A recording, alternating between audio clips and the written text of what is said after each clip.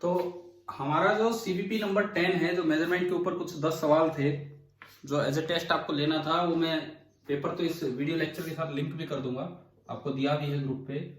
पहले उसके आंसर की बताता हूं। जो भी उसके 10 सवाल हैं, देखिए फर्स्ट का आंसर है बी। जिसने भी ये पेपर का रिप्लाई किया सभी ने सही किया। सेकंड बी, थर्ड बी, ये सबका सही नहीं हुआ। फोर्थ डी, फिफ्थ ए, सिक्स्थ है सी, सेवंथ है बी, एट्थ है सी, नाइन्थ है डी एंड 10th है डी। ये आपकी की है इस सीपीपी नंबर टेस्ट की, 10th की जो आपका टेस्ट था। यहाँ पे एक बार मैं फटाफट 10 सवाल है, 10-15 मिनट में डिस्कस हो जाएंगे। फर्स्ट 1 AU, कल हमने रेंज ऑफ लेंथ पढ़े थे, लाइन से 3 यूनिट्स पढ़ी थी, एक AU, एक लाइट ईयर, एक पारसेक। AU का मतलब था कि average distance between earth and sun. Light year मतलब एक ईयर में लाइट कितना डिस्टेंस ट्रेवल करेगी वैक्यूम में।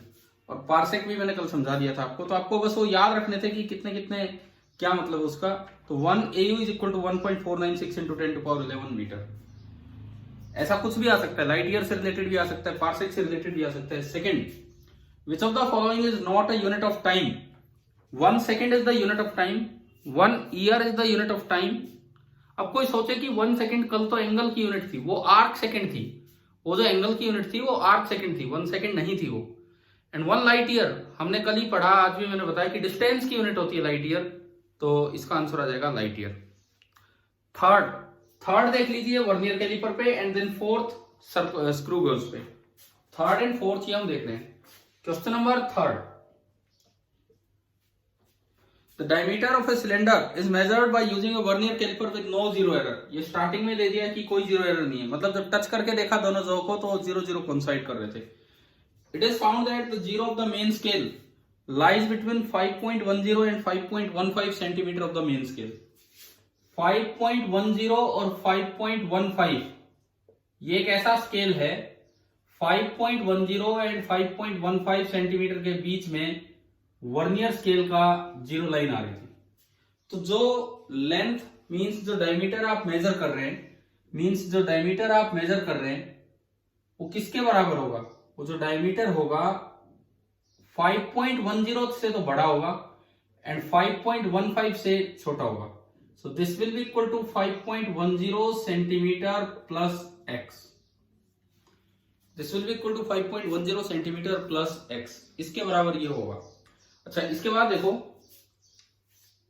फिर ये लिखता है the vernier scale has 50 divisions equivalent to 2.45 centimetre. थोड़ा अलग तरीके से सवाल बना के दिया है ये। 50 डिवीजन है लेकिन उसका मतलब 2.54 सेंटीमीटर है। तो 50 VSD, मैं इसको आंसर्स को हटाता हूं यहां से। जो 50 डिवीजन है भाई, जिनसे भी नहीं हुआ वो समझिए अब इस चीज को क्या है। एक ऐसा स्केल दिया है जिसमें इनके बीच में वर्नियर स्केल आके रुका है 0, तो 5.10 से बड़ा होगा, प्लस कितना बड़ा देखते हैं अभी।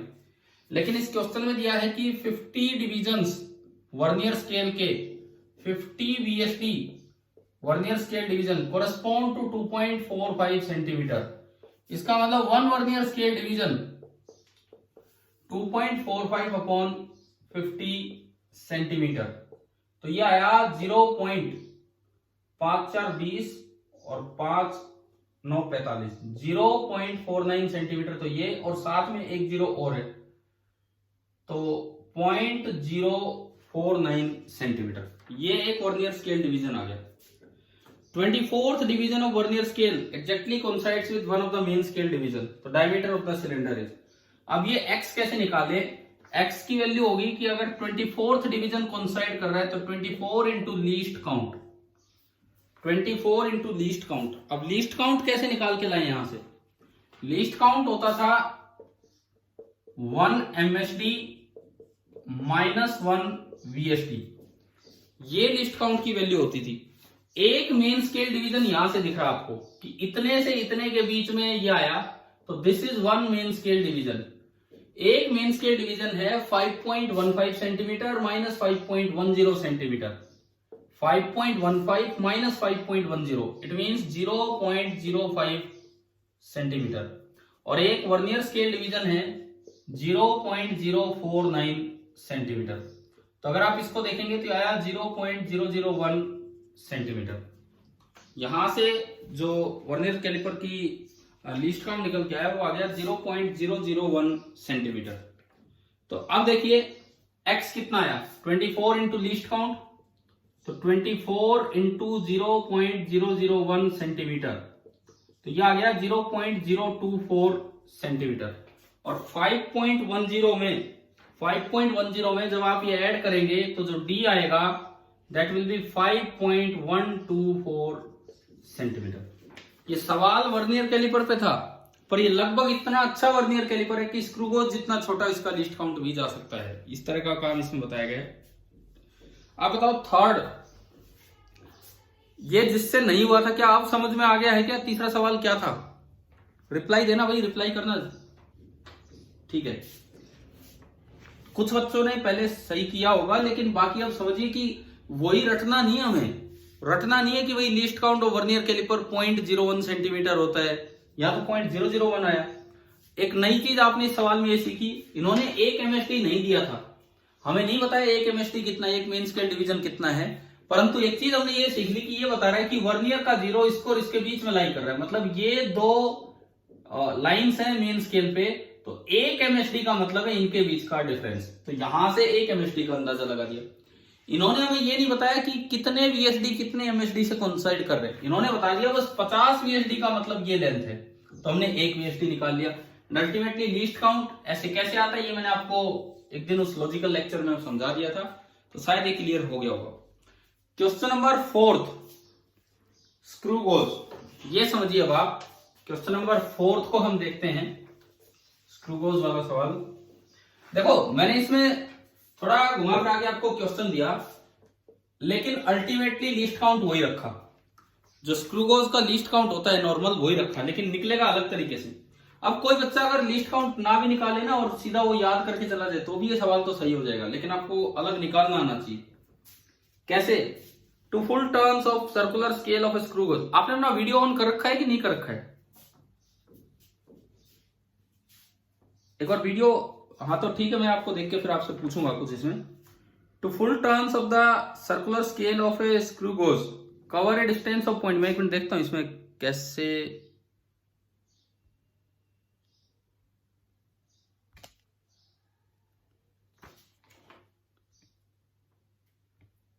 भाई इसमें तो लगभग कोई फोटो तो आ ही नहीं रही है, आप कह रहे वीडियो ऑन कर रखा है।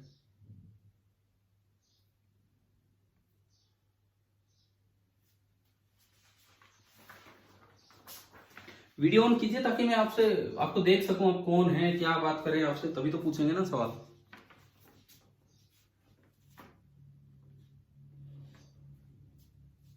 ऑन ही नहीं हो रही। राइट सर, इनको एक और बताना कहां से ऑन होगी वीडियो, कैसे?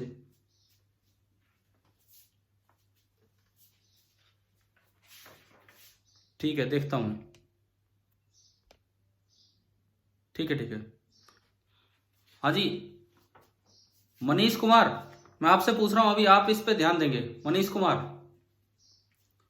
दो फुल टर्न्स दिए हैं सर्कुलर स्केल के कि 2 बार घुमाने पे, सर्कुलर स्केल को 2 बार घुमाने पे लीनियर स्केल पे वो 0.1 सेंटीमीटर कवर कर गया। तो मनीष कुमार आप ये बताओ पिच कितनी है? 2 बार घुमाने पे 0.1 सेंटीमीटर आगे खिसक गया, तो मनीष कुमार पिच कितनी है ये बताइए।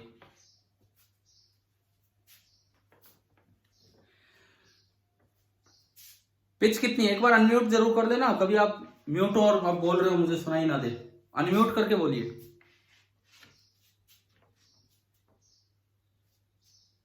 1 mm नहीं हो जाता है वो, मत रटो 1 mm हो जाता है। इस सवाल पे आओ, ये कहता है कि, ये कह रहा है कि 2 रिवॉल्यूशन देने पे 0.1 सेंटीमीटर आगे गया है, 2 रिवॉल्यूशन देने पे 0.1 सेंटीमीटर आगे गया है, तो पिच कितनी है इस क्वेश्चन में? पिच कितनी है स्क्रू गेज की? पिच का मतलब था कि एक कंप्लीट रिवॉल्यूशन देने पे कितना आगे जाएगा उसे हमने बोला था पिच। हाँ जी मनीष, तो बताओ पिच कितनी है इसकी। जब दो टर्न्स देने पे, दो फुल टर्न्स देने पे ये कहता है कि 0.1 सेंटीमीटर आगे खिसक गया ये, तो एक टर्न देने पे कितना आगे खिसकेगा। एक टर्न देने पे 0.1/2 यानी कि 0.05 सेंटीमीटर। क्लियर हुआ सभी को? क्लियर हुआ पिच कैसे निकाली इसमें? ठीक है। अब देखो इसके बाद, अब मैं इसमें सवाल में दिया गया है कि total number of circular scale divisions हैं 50। हम जो पढ़ते थे, हमने जो कल आपको स्क्रूगोज दिखाया था, जो मेरे पास था स्क्रूगोज, उसमें total number of circular scale division 100 थे। इस सवाल में total number of circular scale division 50 है। तो आप ये बताओ इसका लीस्ट काउंट कैसे निकालें? इसका लीस्ट काउंट हम कैसे निकालें? हाँ, तो जो लीस्ट काउंट बनेगा, जो इसका लीस्ट काउंट बनेगा वो आएगा 0.05/50। तो ये आपका आया लीस्ट काउंट 0.001 सेंटीमीटर। आप ये बताओ, जो नॉर्मल स्क्रू गोज जो मैंने आपको पढ़ाया था पिछली क्लास में, जो मैंने आपको स्क्रू गोज दिखाए थे, ये वाला जो मेरे पास एक ही है, तो इसका लीस्ट काउंट भी तो यही था 0.001 सेंटीमीटर। और लेकिन फर्क है, उसमें ये था एक टर्न देने पे 0.1 सेंटीमीटर आगे खिसकता था। फर्क क्या था उसमें सुनो, एक टर्न देने पे 0.1 सेंटीमीटर, तो उस स्क्रूगोज की पिच अलग थी। जो मेरे हाथ में स्क्रूगोज है इसकी पिच अलग थी, लेकिन उसमें number of circular scale division भी 100 थे। पिच निकालते तो पिच आती ना, सॉरी लीस्ट काउंट निकालते तो वो आता 0.1/100 यानी कि 0.001 सेंटीमीटर। और यही सेम इसका है, लेकिन पिच भी अलग है और number of circular scale divisions भी अलग है। तो क्या क्लियर हो रहा है ना सभी को कैसे ये निकाला है लीस्ट काउंट? अब इसके आगे तो ये सवाल वही था जैसे आपने स्क्रूगोज पढ़ा होगा। लीस्ट काउंट एक बार ढंग से निकालना था। लीस्ट काउंट निकालने के बाद तो सवाल वही है जैसे आप स्क्रूगोज पढ़ते हैं। देखिए ये लिखता है इसमें कि while measuring the diameter of a thin wire, एक वायर का डायमीटर नोट करते समय ये जैसा भी आपका स्क्रूगोज है, यहां से ये आगे आ जाएगा और यहां से ये एंड है। आपने क्या किया, इनके बीच में एक वायर डाल दी, एक वायर डाल दी ये, और हम इस वायर का ये डायमीटर मेजर करना चाहते हैं। समझ गए? इस तरह से मेजरमेंट हो रहा है। तो while measuring the diameter, student note that the main scale reading of knee is a, notes that the main scale reading is student notes the main scale reading of 0.3। ठीक है, स्टूडेंट ने note किया main scale reading of 0.3। इसका मतलब 0.3 centimetre और 0.4 centimetre के बीच में circular scale start हो गए। तो जो मेन स्केल रीडिंग है वो तो होगी 0.3 सेंटीमीटर, यानी कि जो डायमीटर होगा वो 0.3 सेंटीमीटर प्लस x होगा, यानी कि वो सर्कुलर स्केल रीडिंग और देनी है। And the number of circular scale divisions in line with the main scale is 35। और ये कह रहे हैं कि जब ये यहां आके रुका है तो ये जो बीच वाली लाइन है इस पे सर्कुलर स्केल का 35th डिवीजन है। उन 50 में से 35वां डिवीजन ये है। तो डायमीटर कितना होगा, x कितना होगा बताओ, कल सीखा था 35 इंटू लीस्ट काउंट, हाथी हो गया 0.035 सेंटीमीटर। तो d कितना आया, d ये ऐड किया आपने 0.335 सेंटीमीटर। अब इस क्वेश्चन में कुछ एरर भी दिया गया है। अब इस क्वेश्चन में एक एरर भी दिया गया है कि एक नेगेटिव एरर है -0.003 का। तो जब नेगेटिव जीरो एरर होता है तो करेक्शन पॉजिटिव होती है कि नेगेटिव? पॉजिटिव, यानी कि ये चीज इसमें ऐड होगी, 0.003 सेंटीमीटर ऐड हो जाएगा। तो जो ट्रू आंसर है डायमीटर का कितना आ गया, 0.338 सेंटीमीटर। अभी बताओ इन दो सवालों के थ्रू आपको वर्नियर कैलिपर और स्क्रूगोज मैंने थोड़ा थोड़ा चेंज करके दिए थे सवाल, जो नॉर्मल होते हैं उनसे थोड़ा जो नॉर्मल कैलिपर और गेज आपने पढ़े उनसे थोड़ा सा चेंज करके सवाल में डालने की कोशिश की।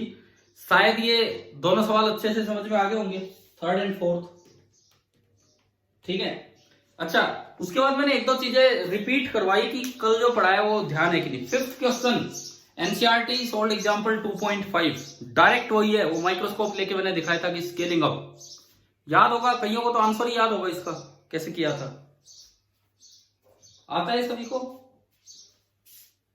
क्योंकि एक दो बच्चों ने ये भी गलत कर रखा है, जिन्होंने आंसर्स भेजे उन्होंने ये भी गलत कर रखा है, तो भाई ये देखना कल समझा दिया मैंने। सिक्स्थ और सेवंथ दोनों वो पैरेलैक्स मेथड पे बेस्ड है, हो जाएंगे, मैं आंसर बता चुका हूं। किसी को डाउट है तो पूछ लो अभी, क्योंकि कुछ बच्चों ने गलत कर रखे हैं इसलिए पूछ रहा हूं मैं। अच्छा ठीक है, 8th 9th और 10th मैंने एक दिन एक क्लास ली थी supplementary units of SI system पे। एक दिन एक क्लास ली थी supplementary units of SI system पे, तो उसमें बताया था कि कोई भी क्लोज कर्व हो, बाहर वाले किसी भी पॉइंट पे 0 एंगल सबटेंड करती है, अंदर वाले किसी भी पॉइंट पे 2 पाई रेडियन एंगल सबटेंड करती है। तो अंदर पूछा था तो 2 पाई रेडियन। फिर अगला पॉइंट मैंने बताया था सॉलिड एंगल, कि कोई भी क्लोज सरफेस हो, बाहर वाले किसी भी पॉइंट पे 0 सॉलिड एंगल सबटेंड करेगी, अंदर वाले किसी भी पॉइंट पे 4 पाई स्टेर रेडियन। याद है ना वो चीजें? तो वही पूछा था डायरेक्ट। और एक आखिरी सवाल इस पेपर का, क्वेश्चन नंबर 10th, आखिरी सवाल क्वेश्चन नंबर 10th देखो क्या है। The solid angle subtended by the periphery of an area 1 centimetre square, मतलब बाउंड्री, एक एरिया है 1 सेंटीमीटर स्क्वायर, उसकी जो बार बार की बाउंड्री होगी, उसने किसी पॉइंट पे सॉलिड एंगल सबटेंड किया है, कितना वो आपको बताना। मैं डायग्राम बनाता हूं 10th का। एक कोई भी एक एरिया है, उस एरिया की जो बाउंड्री है, केवल बाउंड्री ये एरिया है कि उसकी बाउंड्री है। जो एरिया दिया गया है वो आपको दिया है 1 सेंटीमीटर स्क्वायर। एरिया आपको दिया है 1 सेंटीमीटर स्क्वायर। मैं एस से एरिया दिखा रहा हूं। कुछ दूरी पे, कितनी दूर, ये कह रहा है 5 सेंटीमीटर डिस्टेंस दूर। इस एरिया से 5 सेंटीमीटर डिस्टेंस दूर ये ऐसे बनता है सॉलिड एंगल बीच में। आपको ध्यान होना चाहिए, ये गोल सा एंगल हम पीछे दिखाते थे यूं। तो ये जो सॉलिड एंगल बनेगा ये आपको बताना है, जिसका सिंबल हम ओमेगा लेते थे। तो जैसे प्लेन एंगल का फॉर्मूला होता है L/R, ऐसे सॉलिड एंगल का क्या फॉर्मूला था बताओ, क्या डेफिनेशन थी सॉलिड एंगल की? हाँ, A/R²। वो A को अक्सर हम S भी लिख देते हैं एरिया को, नहीं तो ये A लो, A/R²। तो आपका A तो है 1 सेंटीमीटर स्क्वायर, और जब आप R का स्क्वायर करेंगे तो 5 सेंटीमीटर का स्क्वायर करेंगे तो 25 सेंटीमीटर स्क्वायर। सेंटीमीटर स्क्वायर से सेंटीमीटर स्क्वायर कट गया 1/25, और इसकी यूनिट होती है स्टेरेडियन। स्टेरेडियन इसकी यूनिट होगी। तो 1/25 इज 0.04। तो ये आपका आ गया 0.04 स्टेरेडियन। अभी बताओ क्या ये 10 सवाल समझ में आ गए? 10 के 10 किस तरह से थे? ठीक है। दूसरी बात यार, मैं अगर ऐसे छोटे टेस्ट लेता हूं तो आप थोड़ा सा उसमें एक्टिव रहा करो, देखा करो ये पेपर की, हाँ भाई पेपर आया, हमें करना है, फटाफट करना है जब भी आए इस तरह से। ठीक है।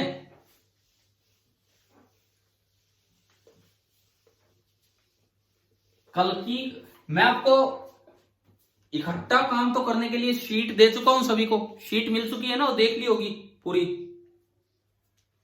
तो इकट्ठा काम तो वो हो ही गया आपके पास, काफी मैटर हो गया। अब मैं छोटे छोटे टेस्ट के थ्रू सीपीपी आगे बढ़ाऊंगा, छोटे छोटे टेस्ट के थ्रू 10-10 सवाल। तो आपको हर बार एक्टिव रहना है और रिप्लाई देना है, ठीक है, ताकि हम अगली बार ढंग से डिस्कस कर सके। अच्छा, अब अगली चीज देखिए, आपका टेस्ट कितनी तारीख को है? जो फर्स्ट टेस्ट है 11 का हो गया ना। तो अब 1 वीक एक्स्ट्रा देने का मतलब है एक भी सवाल पेपर में ऐसा नहीं बचना चाहिए जो आपसे ना हो, और ऐसी कोई दिक्कत नहीं। हाँ, मैथमेटिकल टूल्स में हमें लिमिट का नहीं पता कहां तक जाएंगे। मैथमेटिकल टूल्स में अगर ज्यादा ही आगे तक गए तो उसको छोड़िए आप, वो कोई मैटर ही नहीं हमारे लिए। फिजिक्स का जितना पार्ट है यूनिट फर्स्ट का, वेक्टर्स और फिजिक्स की यूनिट फर्स्ट, मैथमेटिकल टूल्स मैंने आपको बेसिक आइडिया दे दिया, उतना ही आना चाहिए पेपर में, जहां तक मैं उम्मीद करता हूं। पेपर में ये सारी चीजें होनी चाहिए, यूनिट्स, ये सप्लीमेंट्री यूनिट्स, ये जो मेथड्स ऑफ मेजरमेंट है, parallax method, oleic acid method, मैं इन सब पे आपके छोटे छोटे टेस्ट में क्वेश्चन डालता रहूंगा। हम उम्मीद यही करते हैं कि पेपर खाली 4 ही चीजों पे ना हो। अक्सर कई बार क्या हो जाता है पेपर में, या तो मैथमेटिकल टूल्स, या वेक्टर्स, या एरर, या डायमेंशन। मैं उम्मीद करता हूं कि केवल इन 4 पे ही ना हो, हर एक टॉपिक जो सिलेबस का है वो पूरी यूनिट कवर हो। तो इसलिए आप तो अपनी तैयारी ढंग से रखें। कई बार हो जाता है, कई बार पेपर ऐसा बन के आता है कहीं से बस वो यही 3-4 टॉपिक ही घूमते रहते हैं, लेकिन हम अपनी पूरी तैयारी रखें इसमें। चलिए अब सीपीपी 10 से आगे बढ़ते हैं, और कल तैयार रहना एक और टेस्ट के लिए, जब भी मैं दूं आपको उसका रिप्लाई देना। अभी देखो जो आपकी बुक है, टेक्स्ट बुक, मैंने उसमें आपसे ये कहा था कि मेजरमेंट ऑफ लेंथ मैंने करवा दिया है, रेंज ऑफ लेंथ में आपको पढ़ा चुका। बताओ एयू, लाइट ईयर और पारसेक कौन सी सबसे बड़ी यूनिट है इन तीनों में? पारसेक। और तीनों में, इन तीनों में सबसे छोटी एयू, लाइट ईयर और पारसेक में सबसे छोटी एयू। ठीक है, आज मैंने पेपर में एयू पे एक क्वेश्चन पूछ रखा है, हो सकता है कल वाले टेस्ट में मैं फिर से इन्हीं पे कोई ना कोई सवाल डाल दूं, ऐसे थोड़ा बहुत चेंज करके। तो आप पेपर करते हो ऐसे तो नहीं करते हो भाई, बुक भी खोल के बैठ गए, नोट्स बना रखे वो भी खोल के बैठ गए, ये तो नहीं होना चाहिए ना। थोड़ा सा ईमानदारी रखना भी पेपर में। हाँ, उसके बाद चाहे कुछ हो जाओ वो आप देख लिया करो बाद में, पेपर की देने के बाद। अच्छा, इसके बाद देखो मेजरमेंट ऑफ मास अगला टॉपिक है, जो मैंने कहा था कि आप एक बार पढ़ना, इसकी थोड़ी बुक रीडिंग करना। लेकिन क्योंकि अब 11 तारीख को टेस्ट है तो हमें पूरा एक वीक और दे दिया गया है, तो हम आराम से पूरा चैप्टर बहुत ढंग से कंप्लीट कर सकते हैं। 11 तक अच्छा रिवीजन भी हो जाएगा, आपके कई छोटे छोटे टेस्ट भी हो चुके होंगे, एक एक चीज आपको आ जानी चाहिए, और वो सीट भी पूरी कर लेनी है। टाइम मिलेगा तो डिस्कस भी करेंगे, आप अपने डाउट्स भेजा कीजिए उसमें से। देखिए रेंज ऑफ लेंथ के बाद आता है मेजरमेंट ऑफ मास। किसी ने बुक रीडिंग की क्या? ये मेजरमेंट ऑफ मास के बारे में एक छोटा सा टॉपिक है, तो इसमें आपको एक नई यूनिट का पता लगा होगा, यूनिफाइड एटॉमिक मास यूनिट। मैं आपको थोड़ा थोड़ा आइडिया दे रहा हूं इन चीजों का। जैसे मैं मेजरमेंट ऑफ मास का जिक्र कर रहा हूं, तो मेजरमेंट ऑफ मास में किलोग्राम तो ऐसा यूनिट है ही। अच्छा, एक चीज और मैं आपको बताऊं, आपकी बुक में जो ये 7 डेफिनेशंस हैं इन बेसिक यूनिट्स की, पेज नंबर 17 पे मैंने कहा था कि ये कुछ चेंज हो चुकी हैं, पिछली साल इनमें कुछ बदलाव हो गया। तो मैं आपको नई डेफिनेशन अगली सीपीपी में पहले आपको दे दूंगा, डेफिनेशंस क्या हैं, एक बार उनको रीड करने की कोशिश करना, क्या है, क्या समझ में आता है क्या नहीं। लेकिन उनमें ना बड़ा बदलाव हो गया। जैसे किलोग्राम की डेफिनेशन है, पहले कुछ और ही थी, बोलो पेरिस चले जाओ, वहां एक सिलेंडर रखा हुआ है, उसका मास है 1 किलोग्राम। अब ये कैसी डेफिनेशन थी? क्या 1 किलोग्राम को डिफाइन करने के लिए बार बार पेरिस जाते रहे? तो अब उन्होंने एक फिजिकल कांस्टेंट की टर्म्स में 1 केजी को, अब उन्होंने फिजिकल कांस्टेंट की टर्म्स में 1 केजी को डिफाइन कर दिया। तो मैं आपको नई डेफिनेशन दूंगा, वो भी एक बार पढ़ के देखना क्या है क्या नहीं है। अच्छा देखिए, मेजरमेंट ऑफ मास में एक जो नई यूनिट हमें दी गई है, that is 1 unified atomic mass unit. 1 unified atomic mass unit. Chemistry में मोल कॉन्सेप्ट चल रहा है क्या आजकल?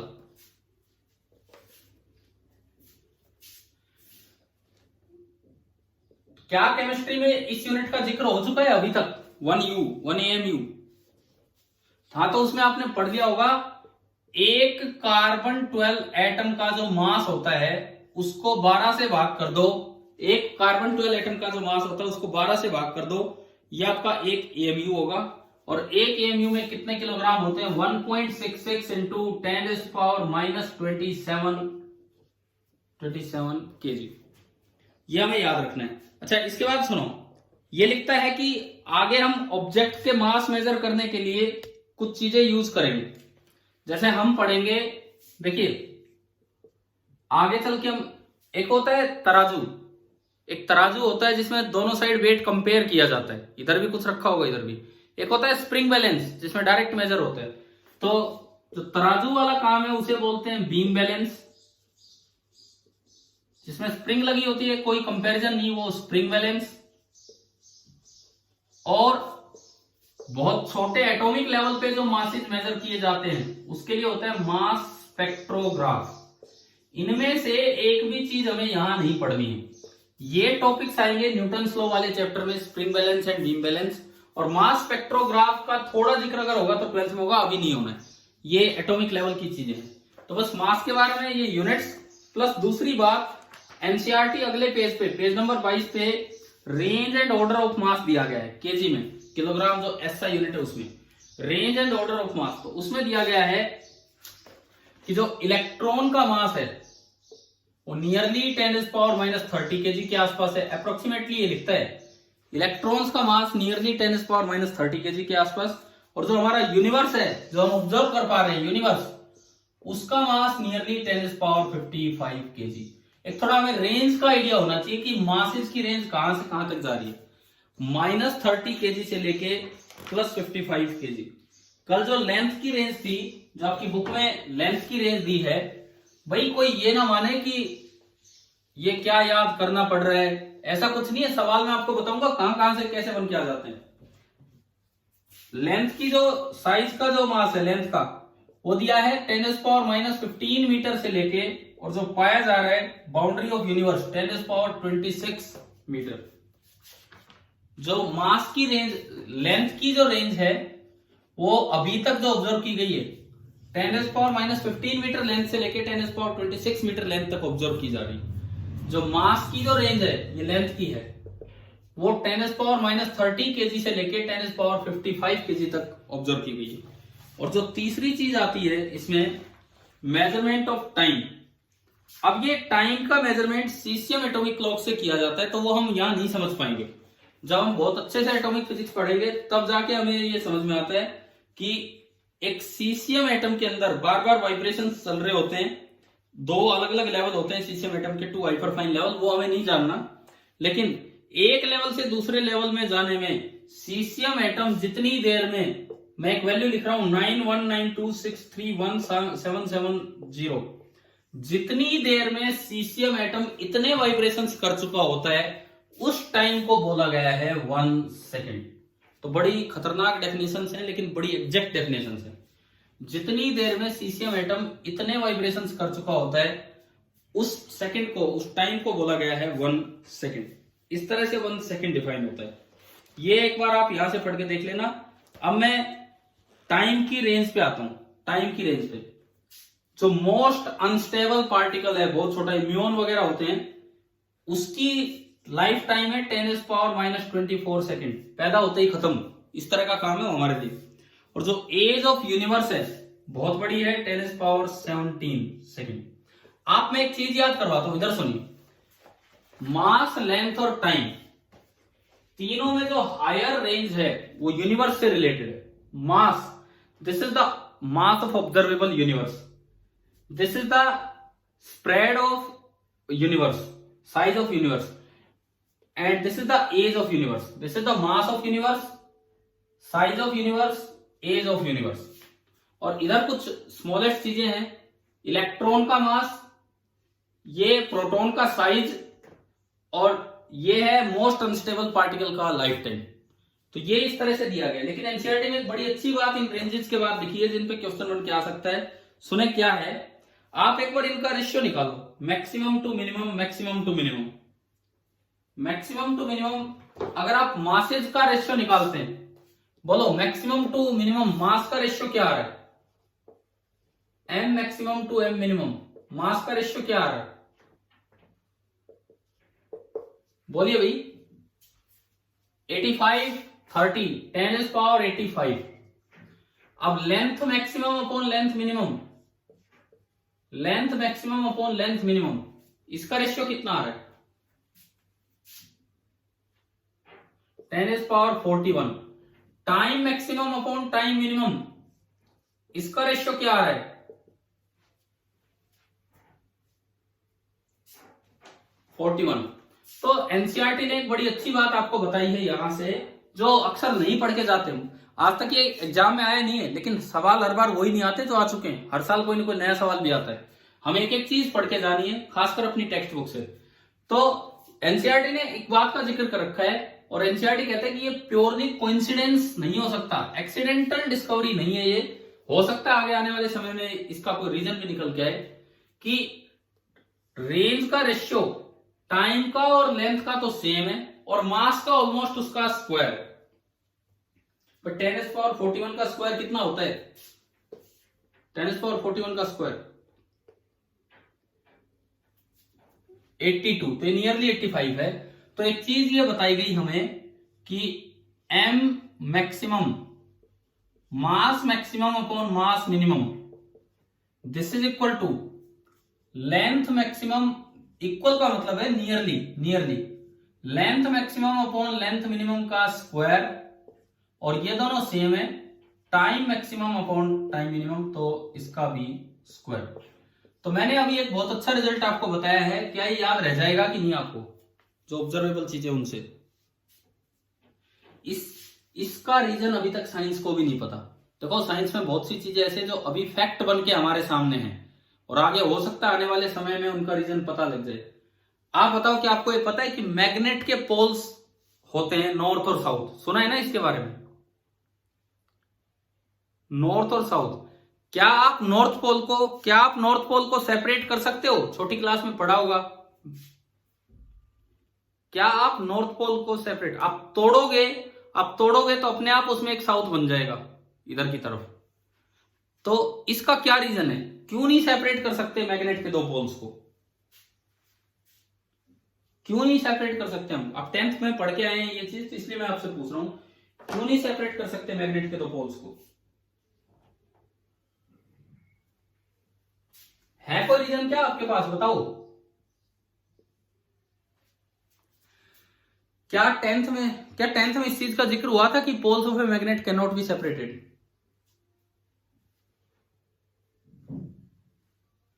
तो सुनो, ये एक फैक्ट है जिसका जवाब आज तक साइंस नहीं दे पाई। मैं इसीलिए बताना चाह रहा हूं, magnetic monopoles do not exist. क्यों नहीं एग्जिस्ट करते, इसका रीजन साइंस के पास अभी तक नहीं है। हो सकता है आने वाले समय में आ जाए तो आ जाए। अभी तक हम ये फैक्ट मान के चलते हैं कि मैग्नेटिक मोनोपोल मतलब सिंगल पोल एग्जिस्ट नहीं करता। सिमिलरली ये क्या कोइंसिडेंस है, इसका भी रीजन नहीं पता। हो सकता है आगे आने वाले समय में इनमें भी कोई रिलेशन पता लग जाए कि ऐसा क्यों है।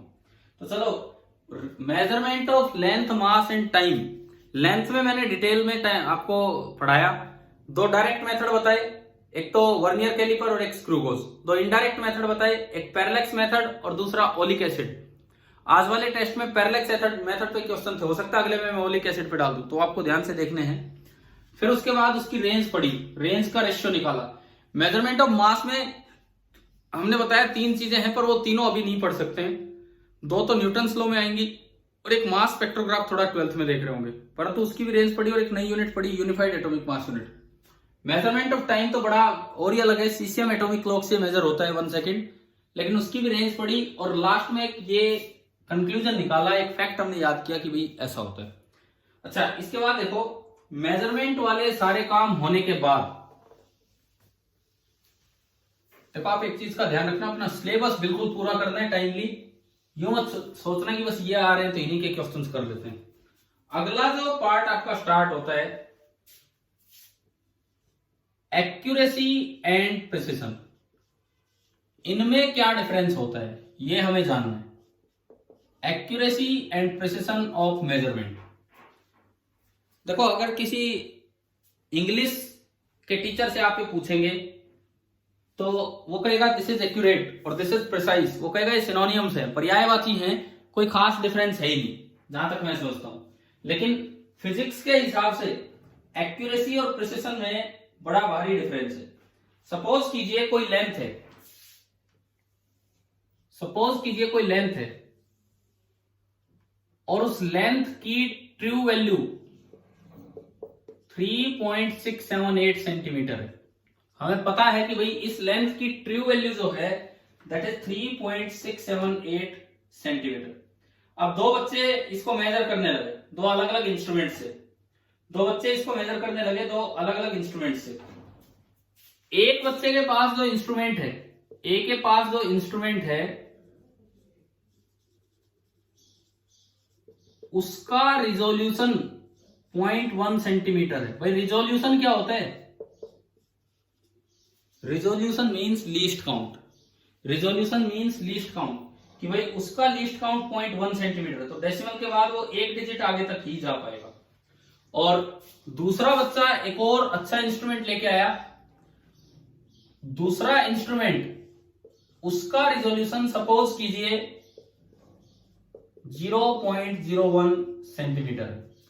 तो आप बताओ, मैंने ये दो चीजें लिख दी, मेरे पास तीन इंस्ट्रूमेंट रखे हैं, एक नॉर्मल स्केल जो आप घर पे यूज कर लेते हैं, एक वर्नियर कैलिपर और एक स्क्रू गोज। ए स्टूडेंट के पास क्या है, नॉर्मल स्केल है या वर्नियर कैलिपर है या स्क्रू गोज है मेजरमेंट के लिए? नॉर्मल स्केल है, बिल्कुल सही। और बी के पास वर्नियर कैलिपर। कौन ज्यादा अच्छा इंस्ट्रूमेंट लिए हुए, ए या बी? बी। अब दोनों ने अपनी रीडिंग लिख के दी। ए ने जो रीडिंग दी वो reading I 3.5 centimetre length measured, और बी ने जो लेंथ मेजर की वो आई 3.38 सेंटीमीटर।